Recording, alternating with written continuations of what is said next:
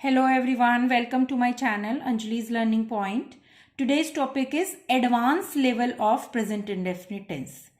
Simple present indefinite tenses आप पूरी तरह से समझ गए होंगे। ये जो प्रेजेंट इंडेफिनिट टेंस के मैंने जो पार्ट्स थे, सब पार्ट्स वो भी मैंने समझा दिए हैं। अब हम एडवांस लेवल ऑफ टेंसेस पढ़ेंगे।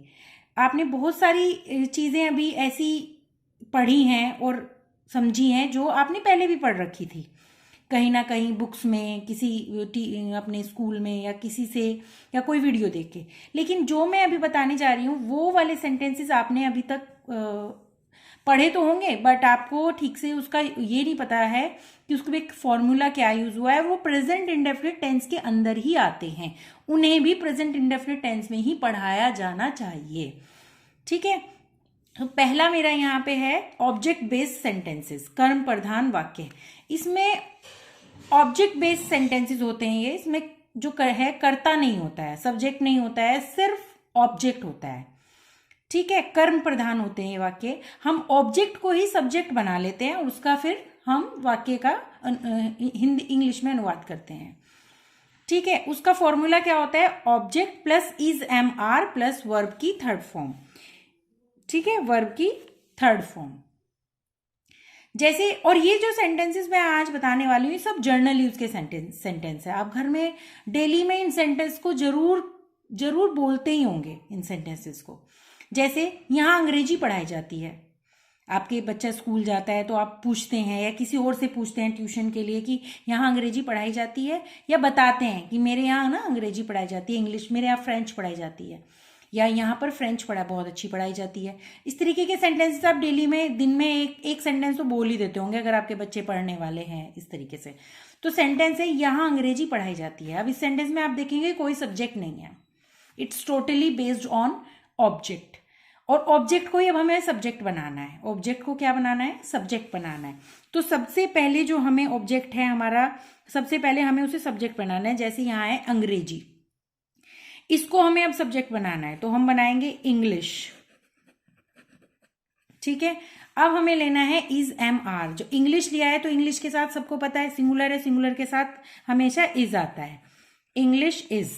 अब यहां पर आप देखेंगे वर्ब की थर्ड फॉर्म है पढ़ाई। पढ़ाने की फर्स्ट फॉर्म क्या होती है? टीच। सेकेंड फॉर्म होती है टॉट, और थर्ड फॉर्म भी टॉट होती है।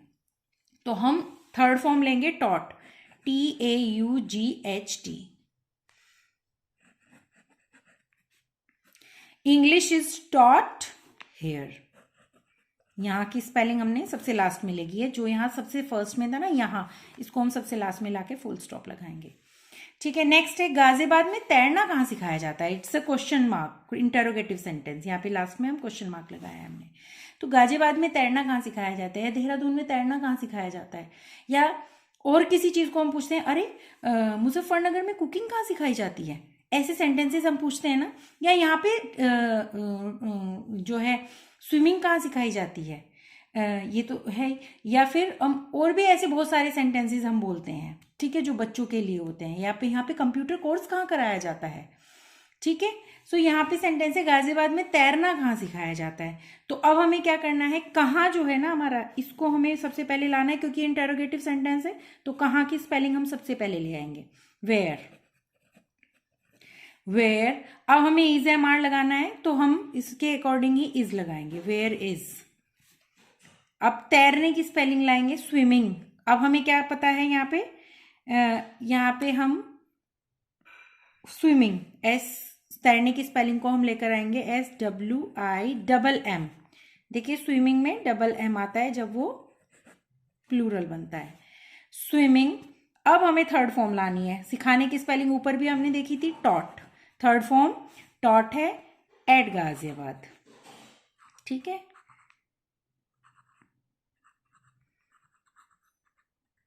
Question mark, at Ghaziabad. Understood. So ये ऑब्जेक्ट बेस्ड सेंटेंसेस हैं। ठीक है, नेक्स्ट है हमारा यूज ऑफ कीप ऑन और go on. Keep on and go on. In sentences में आप देखेंगे कि क्रिया जब आएगी, जो हमारी वर्ब होगी, उसमें ता, ती प्लस रहते, रहती, रहते, इस तरीके के वर्ड आते हैं। जैसे वह दिन भर खेलता ही रहता है, वह दिन भर पूजा पाठ ही करती रहती है। लेडीज जब बैठती है ना तो वो इस तरीके के सेंटेंस जरूर बोलेंगी, अरे वो तो दिन भर शॉपिंग करने के लिए ही जाती रहती है, या दिन भर शॉपिंग ही करती है, वो दिन भर बुनाई करती रहती है। सो यहाँ पे मैंने सेंटेंस लिया है वह दिन भर खेलता ही रहता है, वो पढ़ता नहीं है, खेलता ही रहता है। तो इसका फॉर्मूला क्या होगा, सब्जेक्ट प्लस कीप ऑन या गो ऑन प्लस वर्ब की आईएनजी फॉर्म प्लस ऑब्जेक्ट। सो वह की स्पेलिंग हम पहले लाएंगे क्योंकि सब्जेक्ट को पहले लाना है हमें। ही, ठीक है, ही। अब आपको पता है जब सिंगुलर होता है तो इसमें एस लगता है, प्लूरल होता है तो हम एस नहीं लगाते हैं। ऐसे ही कीप में और गो में भी आपको लगाना है। अगर सिंगुलर है तो कीप्स हो जाएगा और गो है तो गो को गोज बना देंगे। अगर प्लूरल है, यू आता है यहाँ पे, तुम दिन भर खेलते ही रहते हो, तो यू के साथ हम कीप लगाते और गो लगाते। तो he keeps on. Then verb की आईएनजी फॉर्म, खेलने की स्पेलिंग होती है प्ले, और प्ले में जब आईएनजी लगेगा तो वो बन जाएगा playing. Whole day and full stop. Understood? He keeps on playing whole day. आप घर पर क्या क्या करते रहते हो? ठीक है, हम क्वेश्चन पूछते हैं ना, अरे आप घर पर क्या क्या करते रहते हो, बाहर दिखाई नहीं देते हो। ये सेंटेंस होता है जब हम किसी से मिलते हैं, बाहर, घर के बाहर निकलते हैं तो हम दूसरे से पूछ लेते हैं, अरे घर पे क्या क्या काम करते रहते हो, या फोन पे भी पूछेंगे, अरे और बताओ क्या क्या करते रहते हो घर पे।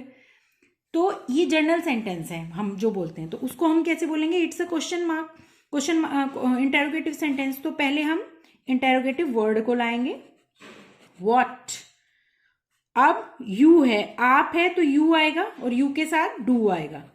यू डू डज हमने लगाना है क्योंकि ये प्रेजेंट इंडेफिनिट का इंटेरोगेटिव बना है। ठीक है, ये डू जो यहाँ पे लगा है ना, ये उस चीज के लिए लगा है। You do, what do you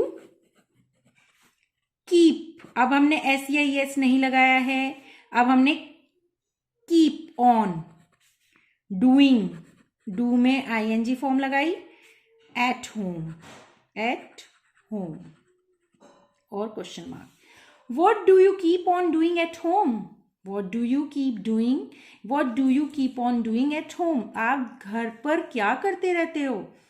ठीक है, next is use of begin to और स्टार्ट टू। जब हमें किसी काम को करना होता है या उस काम को करने में लगे रहते हैं, जैसे इन सेंटेंसेस की क्या पहचान होती है, जैसे ना, नी, ने प्लस लगता है, लगते हैं, लगती हैं, लग जाता है। जैसे आप किसी काम को करने लग जाते हो, यहां पे सेंटेंस है वह 5 बजे योगा करने लग जाता है, वो सुबह 5 बजे योगा करने लग जाता है। ठीक है, तो आप इस सेंटेंस को कैसे करेंगे, लग जाता है मतलब स्टार्ट हो जाता है। आपको सेंटेंस पढ़ के ही लग रहा है कि करने लग जाता है, करने लगता है, पढ़ने लगता है, ठीक है, खाना बनाने लगता है, तो ये मतलब स्टार्ट कर देता है वो अपने वर्क को। तो आप इसका फॉर्मूला क्या है, subject plus begin to start to plus verb की first form plus ING. So he begins. अब क्योंकि ही आया है तो आप क्या लगाएंगे, एस तो ऑटोमेटिकली लगाएंगे ही आप। ठीक है, so BEGINS, he begins to या स्टार्ट्स टू बिगिन्स टू या starts to yoga at 5 o'clock, full stop. He begins to या starts to yoga at 5 o'clock in the morning लिख सकते हैं आप, सुबह के। अगर आपने सेंटेंस लिखा वह सुबह 5 बजे, यहाँ सुबह आता तो आप इन द मॉर्निंग लिख देते, या इवनिंग लिख सकते थे, वह शाम को 5 बजे, वो आप अपने आप ऐड कर सकते हैं उसमें। Understood? Next is use of has to और हैव टू। ये सेंटेंस होते हैं, इन सेंटेंसेस का मतलब होता है आपको कोई काम करना पड़ता है और डेली करना पड़ता है, आपको वो काम डेली करना पड़ रहा है या आपको करना पड़ रहा है, इस तरीके के सेंटेंस होते हैं। जैसे इनकी पहचान यही है, ना, नी, ने और पढ़ता है। ठीक है, करना पड़ता है, जाना पड़ता है, पकाना पड़ता है, खेलना पड़ता है, इस तरीके के सेंटेंस। बहुत सारे सेंटेंसेस हैं जो आप डेली में जरूर बोलते होंगे। मुझे रोज ड्यूटी जाना पड़ता है, या मुझे रोज दिल्ली जाना पड़ता है, उसे खाना बनाना पड़ता है, ठीक है, उसे खाना शाम को खाना बनाना पड़ता है। तो इस तरीके के सेंटेंस है। तो यहाँ पर जैसे हमने एक सेंटेंस लेंगे कि मुझे रोज या मुझे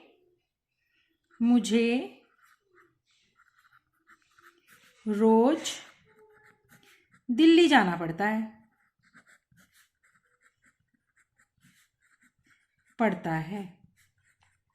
अब आप देख रहे हैं ना, जाना पड़ता है, ना प्लस पड़ता है, जो मैंने बात बताई थी उसमें।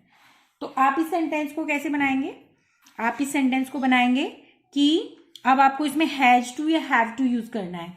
तो इसमें मुझे आ रहा है तो आई आएगा, आई, और आई के साथ हम लगाएंगे have. I have to go to Delhi, daily, I have to go to Delhi daily.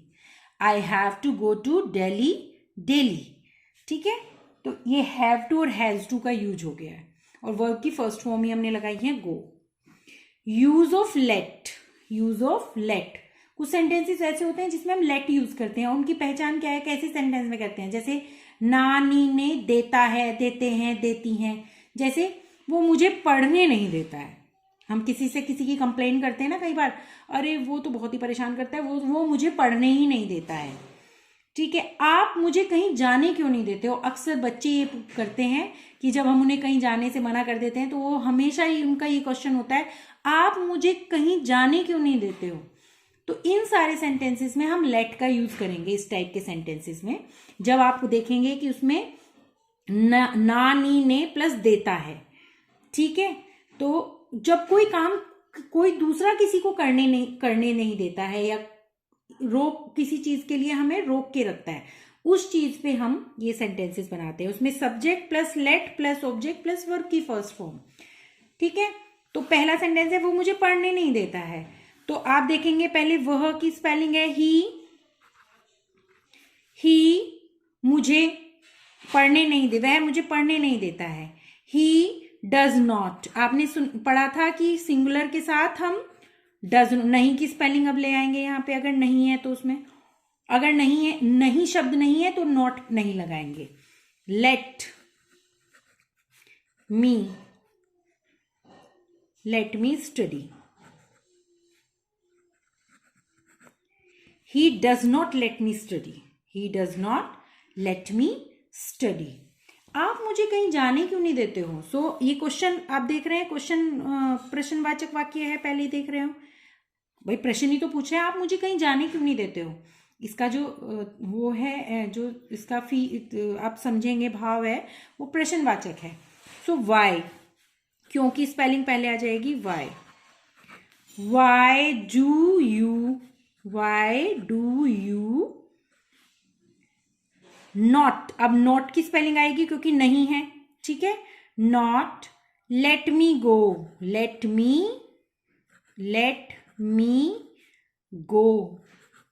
Go anywhere. Why do you not let me go anywhere? Question mark. Why do you not let me go anywhere? So इस तरीके से ये जो सारे sentences हैं, ये आपके daily में यूज होने वाले सेंटेंसेस हैं। आप इनको देखेंगे और इनको एक बार प्रैक्टिस में लाएंगे तो बहुत इजी हो जाएगा आपके लिए इंग्लिश स्पीकिंग करना। स्मॉल सेंटेंसेस अपने बच्चों के साथ बोलना, इट इज वेरी इजी, ठीक है। सो आप प्रेजेंट इंडेफिनिट टेंस को अच्छे से अगर आपने पढ़ा है तो आपको advance level of present indefinite tenses भी पढ़ना है, और आपको देखना है कि ये जो मैंने सेंटेंसेस बताए हैं ये डेली यूजेस सेंटेंसेस है, उनमें हमें क्या चेंज करना है। थोड़े से कहीं कोई चेंज है, बाकी प्रेजेंट इंडेफिनिट का ही पूरा फॉर्मूला है। So if you like this video, please like, share and comment, and subscribe my channel Anjali's Learning Point, and press the bell icon so you will get new videos, notification of the new videos. Thank you. Have a good day.